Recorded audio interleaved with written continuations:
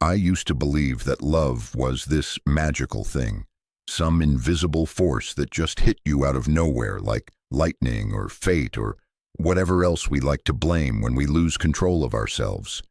Maybe it's because of the movies or those old stories we grew up with, but I really thought love was supposed to feel like being swept off your feet, like something outside of me would come and fill all the cracks I didn't want to see. I spent a lot of time chasing that feeling, the butterflies, the rush, the illusion that someone could walk into my life and make it all make sense. It sounds beautiful, right? But the truth is, it wasn't love I was looking for. It was escape from my loneliness, from the parts of me I didn't understand or didn't want to deal with. And as much as I wanted to believe otherwise, deep down, I think I knew that. It's weird how easy it is to confuse attraction with connection, need with love. There's this longing in us, this ache to be seen and held and chosen. And when someone finally comes along who seems to notice us, really notice us, it's like our whole nervous system lights up. We tell ourselves, this is it, this is the one. But often it's not them we're responding to. It's what they reflect back at us, or worse, what we project onto them. I started to realize that when I looked at the people I'd fallen for in the past, they had a pattern. It was almost eerie. Different faces, different names, but the same emotional imprint. I was drawn to people who were emotionally distant or broken in ways I thought I could fix. I thought I was being compassionate, maybe even noble, but I wasn't. I was trying to earn love by proving I could be enough. I thought if I loved hard enough, they'd finally stay, that they'd see me, that I'd matter. But love that's rooted in lack, it doesn't liberate you. It owns you. I remember this one relationship in particular. It started like a dream. He said all the right things, looked at me like I was the only person in the room. He made me laugh, made me feel alive. And for a while, I convinced myself it was real, that this was the kind of love people wrote poems about. But slowly, I started to notice the little things, how I'd shrink myself to keep the peace, how I'd overthink every text, every silence, how I was always the one reaching out first. I started to feel like I was performing for approval, and the moment I stopped, the warmth disappeared. It took me a long time to admit that what I felt wasn't love. It was fear of abandonment dressed up in romance. And once that illusion started to crack, it all came rushing in. The loneliness, the shame, the questions I'd buried for years. Why do I keep choosing people who can't meet me? Why do I equate pain with passion? Why do I keep giving away my heart like it's something I have to earn the right to keep? That's when I started to realize the way I was loving wasn't about the other person. It was about me, about the story I was carrying about my worth, my needs, and my place in the world. And look, I don't say any of this with judgment. I think we all start somewhere. We're taught to believe that love is this grand rescue mission. Someone comes in, saves us from ourselves, and suddenly everything feels whole. But no one ever tells us that the real rescue has to come from within. That until we face the places we feel broken, we'll keep looking for someone else to glue us back together. Love isn't supposed to feel like you're losing yourself. It's not supposed to feel like guessing games and walking on eggshells and waiting to be chosen. If anything, it should bring you closer to who you are, not further away. But to see that, I had to let go of the fairy tale. I had to get really honest with myself. And let me tell you, that honesty hurt. It burned away all the stories I used to protect myself. But in the ashes, I found something more real than any fantasy I'd ever clung to. It's strange. Once you see the truth, you can't unsee it. You start noticing how much of what we call love is actually projection, or fear, or addiction to being needed. And it changes you. Not overnight and not without pain, but it does. And maybe, just maybe, that's where real love begins. Not with someone else walking into your life, but with you finally deciding to walk into your own. There was a moment, quiet, unassuming, that shifted everything for me. I was sitting alone in my apartment after another argument that had left me drained and confused, and I caught myself saying, if only he could understand me. But then something snapped in my mind. This wasn't about him understanding me.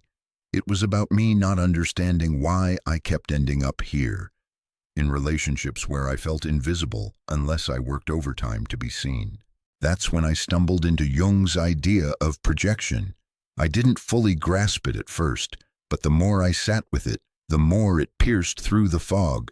What if the person I thought I loved wasn't really them, but some part of me I was trying to find again?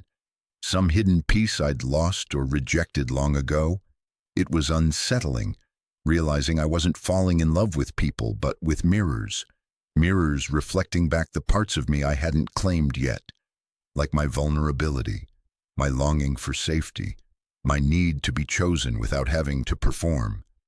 All these pieces I had buried because somewhere along the line I'd been taught they were too much, or not enough, or just plain wrong. And so I projected them outward, hoping someone else would carry them for me, would give them permission to exist. But that's the cruel trick of projection. You fall in love with someone because they awaken something inside you, and you think it's about them, but it's really about you. It always was.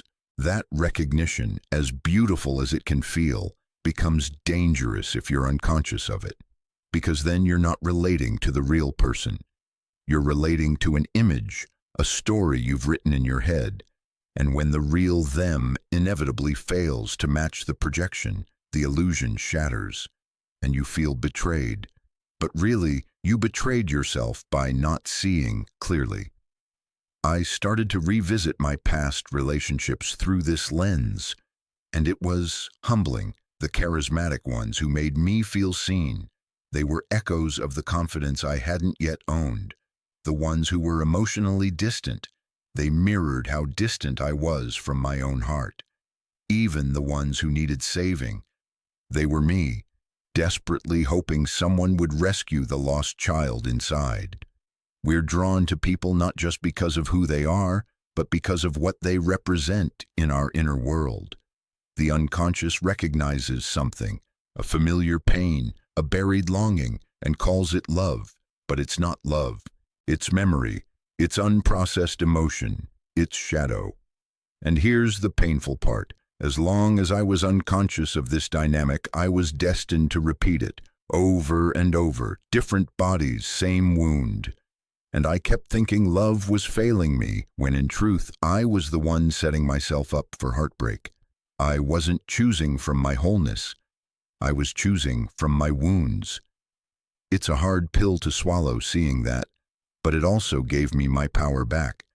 Because if I'm the one projecting, then I'm also the one who can stop, who can reclaim those lost parts, who can learn to love from a place of clarity, not compulsion.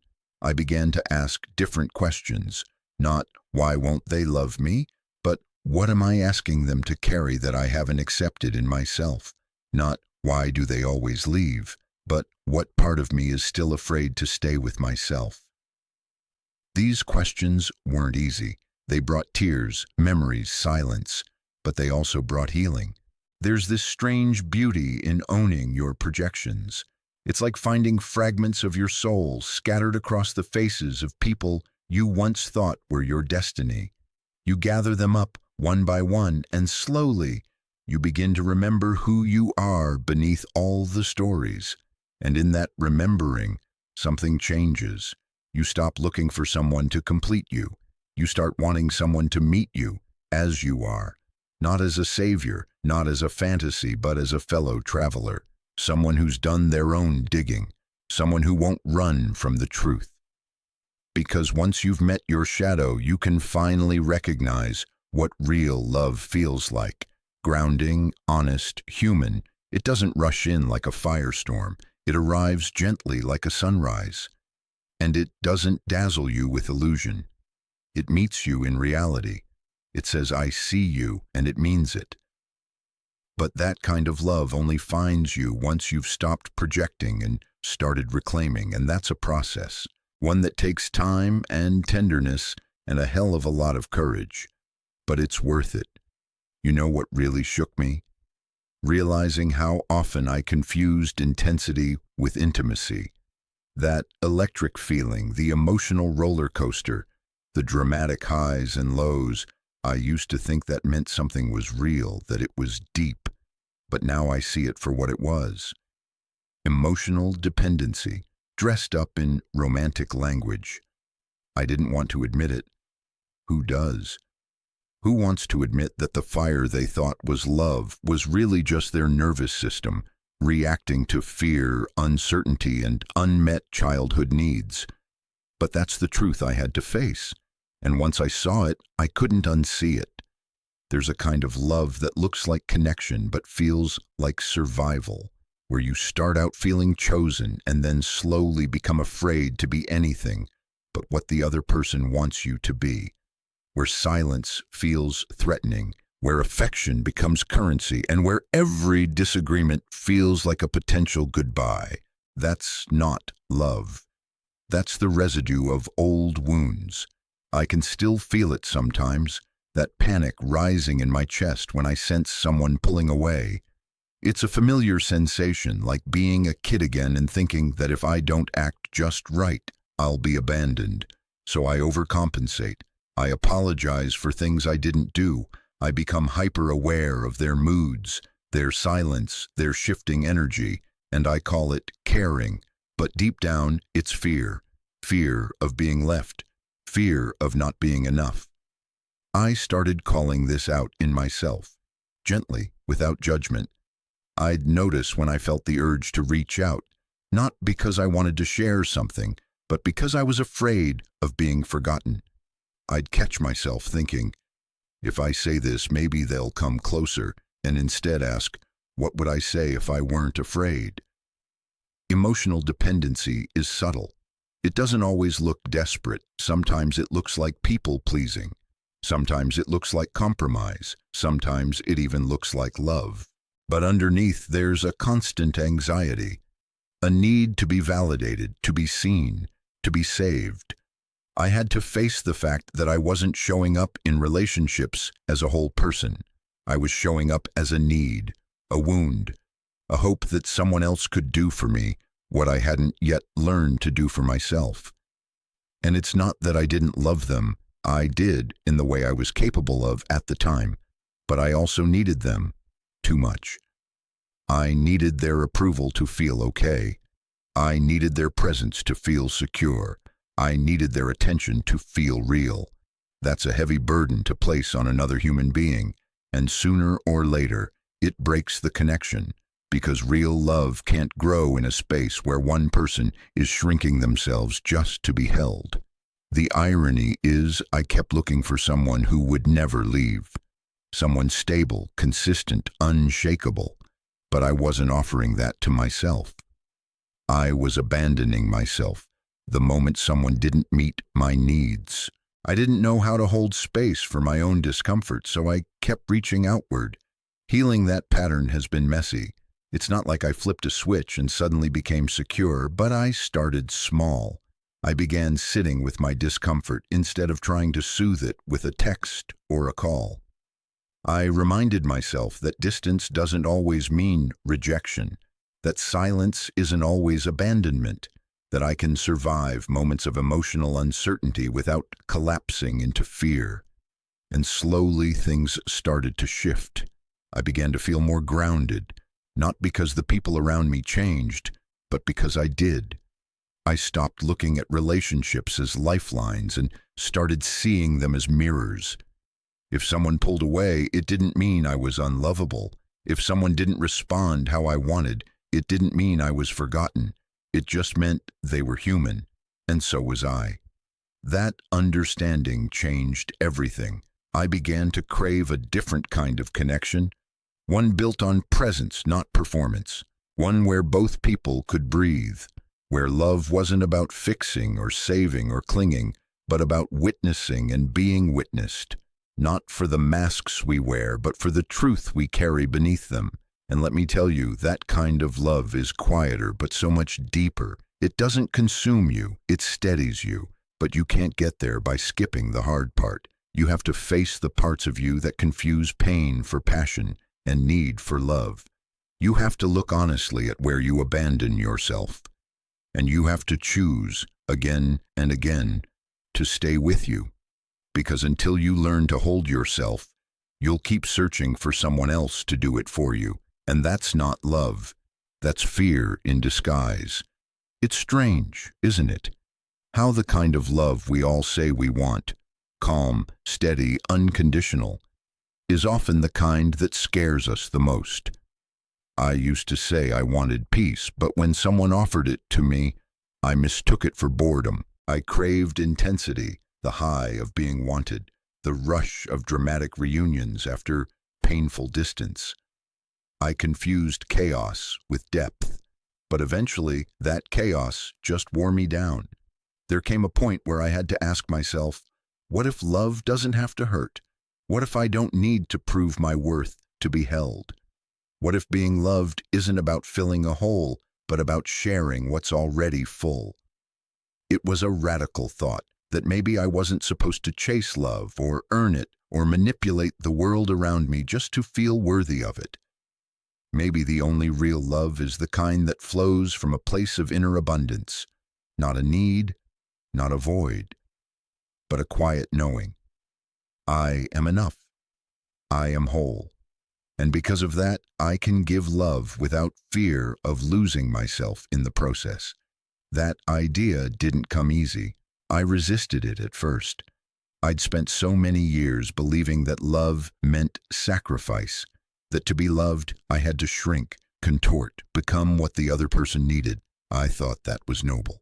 But now I see it was just self-abandonment wearing a nice dress. The turning point came when I finally got tired of the cycle, tired of the highs and lows, tired of feeling like love was something I had to chase down and beg to stay. I wanted something different, something softer, something real.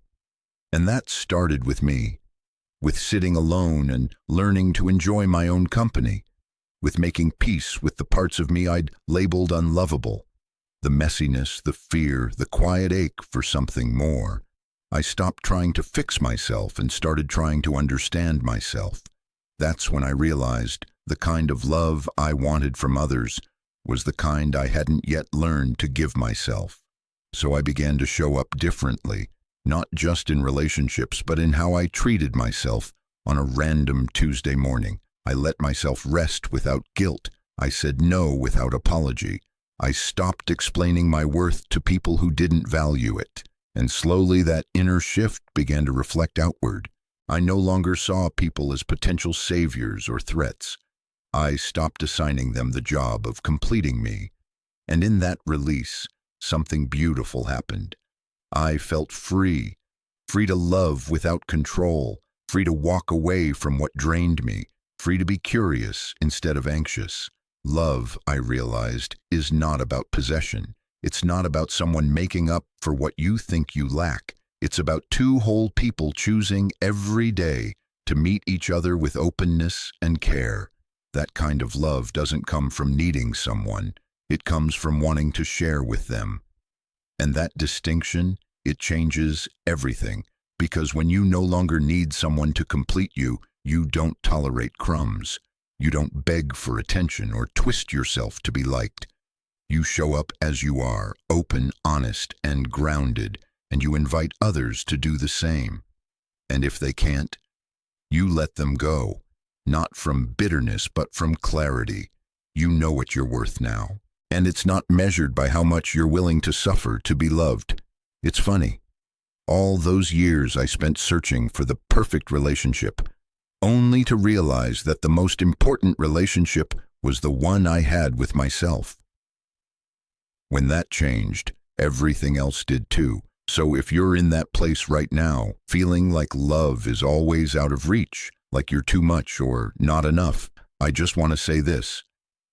You are not broken. You are not unlovable. You're just learning to return to yourself. And that's the most powerful kind of love there is, because once you build your life on wholeness, you stop chasing what was never real, and instead you start attracting what was always meant for you. It took me a long time to understand what self-acceptance really meant. Not the Instagram version with affirmations and bubble baths. Though sure, those things can help. I mean the gritty, honest version. The kind where you sit with yourself when you feel unworthy, and instead of trying to fix it or run from it, you just say, yeah, this is part of me too. That kind of acceptance. It's not easy. It's raw. It asks you to look directly at the parts of yourself you were taught to hide, the insecurities, the awkwardness, the unmet needs, and offer them the same compassion you so easily extend to others. It's choosing to stop fighting your own reflection. I remember one night, lying in bed, feeling that familiar heaviness in my chest. No drama had happened, no one had left, but I felt empty, like something was missing. And for the first time, I didn't grab my phone. I didn't try to distract myself. I just let myself feel it. And somewhere in that silence, I whispered to myself, I'm still here. That small phrase changed me, because it was true. Even when I didn't feel lovable or successful or interesting, I was still here. And maybe, just maybe, that was enough. You see, I had spent so much of my life outsourcing my sense of worth, waiting for someone to pick me, to validate me, to reflect back that I mattered. But no amount of love from another person can ever fill the void that comes from abandoning yourself. And that's what I had been doing. Every time I silenced my needs to keep someone close. Every time I laughed at something that hurt me just to avoid conflict. Every time I twisted myself into a version I thought would be more lovable, I was walking away from myself. No wonder I felt empty, so I started practicing staying with myself when I felt lonely, staying with myself when shame crept in, staying with myself when I was tempted to seek approval. It wasn't heroic. It was quiet, slow, and often uncomfortable. But it was real, and gradually I began to soften, to listen, to treat myself not as a problem to solve, but as someone worthy of tenderness. That's when I began to see how all the love I had craved from others, the care, the attention, the safety, had to start with me. Because if I didn't believe I deserved those things, even when someone offered them, I'd find ways to push them away. I'd sabotage, I'd shrink, I'd question whether they were being sincere. But when you start to love yourself, not because you've achieved something or become better, but simply because you've decided you're worthy of your own kindness, that's when things begin to change.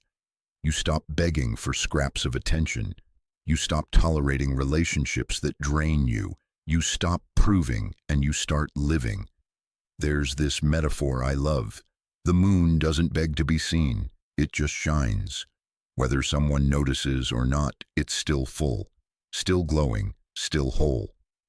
That became my practice, being like the moon, not loud or desperate, but present, gentle, enough.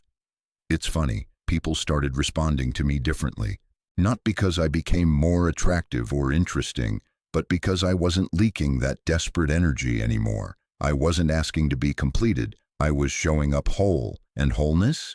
It's magnetic, not because it screams, but because it doesn't need to. And I don't say this like I've arrived or figured it all out. I still have moments where I doubt, where old stories creep in. But now I catch them, I meet them, and I stay. I stay with myself. Because at the end of the day, love isn't something you find out there. It's something you return to. In here. And once you've done that, once you've met yourself in the dark and chosen not to run, no relationship will ever feel the same. Because you're no longer chasing someone to fill the silence. You've made peace with it, and from that peace, real connection can finally grow. You know what's wild? When you finally start showing up as your whole self, not just the polished version you think others will like, but the real, messy, honest version, the way you experience love completely transforms. It's not about being chosen anymore. It's about choosing, about meeting another person not from hunger or fear, but from fullness, from clarity, from a place where you know who you are and you're not trying to be anything else just to be loved.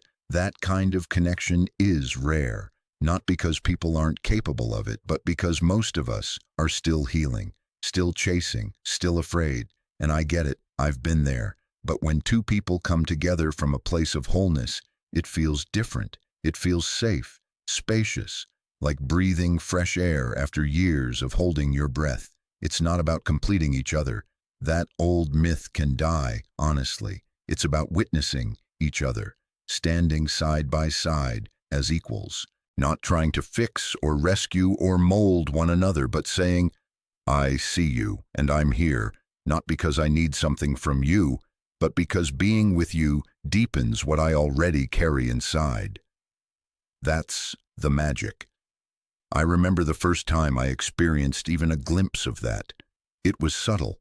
There were no fireworks, no overwhelming infatuation, just this quiet calm between us. We could sit in silence without needing to fill it. We could disagree without fear of the whole thing crumbling, and I didn't feel like I had to earn his love. I could just exist. That alone was revolutionary. There's something beautiful about knowing you can bring your whole self to the table, your thoughts, your quirks, your flaws, and not feel like any of it is too much. That you don't have to shrink or edit yourself to be accepted. That you don't have to hustle for someone's love because you already know you're worthy of it. When love is rooted in wholeness, there's no space for games, no need for manipulation, no obsession with whether they've texted back or how much they care, because the foundation is trust, not just in them, but in yourself. You trust that you'll be okay whether they stay or not. You trust that love will never require you to abandon yourself again. It's this soft, steady presence. You can show up tired or anxious or unsure, and they don't flinch. They don't try to fix you. They just hold space, and you do the same for them. Not because it's easy, but because you've both done the work. You've both sat with your shadows and decided not to let fear run the show. That doesn't mean it's perfect. It just means it's real. And real love, it grows in the soil of acceptance, of presence, of choice. You start to realize that loving someone isn't about possessing them or needing them to meet every emotional need. It's about creating a space where both people feel free to be themselves, fully, unapologetically. A space where joy can flourish, where pain can be held, and where growth isn't something that threatens the connection but strengthens it. That kind of love doesn't trap you. It expands you. It makes you braver, softer, more open. It doesn't demand that you give yourself away. It invites you to become more of who you already are. I think we've been so conditioned to think that love has to be dramatic to be real. But sometimes the deepest love is quiet. It's in the mundane, the shared breakfasts, the gentle check-ins, the knowing glance across a room. It's in the way they remember something small you said weeks ago. It's in the way they listen, really listen when your voice trembles. And it's not just about romance. This kind of sacred union can show up in friendships too, in anyone who meets you with presence, who doesn't try to change you, who reflects back your wholeness instead of exploiting your wounds. That's the kind of connection I want now, the kind that makes both of us more ourselves, the kind that grows slowly, steadily, without force, the kind that feels like home, not because it's familiar in a painful way, but because it's safe in a way you didn't know was possible. And here's the truth. You don't find that kind of love by searching outside yourself. You create the conditions for it by becoming it, by loving yourself so deeply, so patiently, that you stop settling for anything less. Only then can two whole hearts meet, not to complete each other, but to walk together side by side through whatever life brings. It's hard to explain just how loud the world can be when it comes to love. Everywhere you look, there's some message telling you what it's supposed to look like. The movies say it should be all-consuming. Social media says it should be picture perfect. And somewhere along the way, we start believing that struggle and suffering are just part of the deal. But the truth? Love doesn't need to hurt to be real. It doesn't have to be dramatic to be deep. It took me years to unlearn that, to stop romanticizing pain, to stop mistaking emotional chaos for connection. I used to think that love was proven in how much I was willing to sacrifice, how many times I could forgive, how far I could stretch, how long I could hold on. But now I know. Real love doesn't require you to abandon yourself. That realization was a kind of awakening, like coming up for air after being underwater for too long. I started to look at everything differently. My past relationships, the stories I'd been fed, the narratives I'd absorbed without question. I saw how often we're taught to chase love instead of grow it, to earn it instead of embody it. But love isn't a transaction. It's not something you barter for with your silence or your suffering. It's not about convincing someone to choose you or waiting for them to change. Love, real love, is a space, a safe, soft place where two people can be their whole, flawed, radiant selves. And that space, it begins inside you. We're so quick to blame others when relationships fall apart. But the most profound shift happened when I turned the mirror toward myself. I started asking, where do I still abandon my own heart? Where do I silence my voice? Where do I settle for less because I'm afraid of being alone? Those questions didn't break me, they freed me. Because the moment I began to take responsibility for my own wholeness, I stopped accepting half-loves. I stopped entertaining relationships built on potential instead of presence. I stopped giving away parts of myself just to feel wanted. And in that stillness, but without the noise, the chasing, the old stories, I found something sacred, peace. Not the kind of peace that comes from someone else finally treating you right, but the kind that comes when you treat yourself with the love and respect you've always deserved. The kind that makes you unshakable. Not because you're invulnerable, but because you're rooted. From that place, love becomes something entirely different. It's not about being saved or saving someone else. It's about walking together side by side, with eyes wide open. It's about growing, stumbling, healing, and holding space. Not just for each other, but for the parts of ourselves we're still learning to embrace. And maybe that's the kind of love this world needs more of. Not the flashy kind, not the desperate kind, but the quiet, steady kind that creates a home, not just with another person, but within ourselves. So if you're still searching, still healing, still wondering if you're too much or not enough, I want you to know this. You are not broken, you are becoming. And the more you come home to yourself, the more you'll see that the love you've always been searching for has been inside you all along.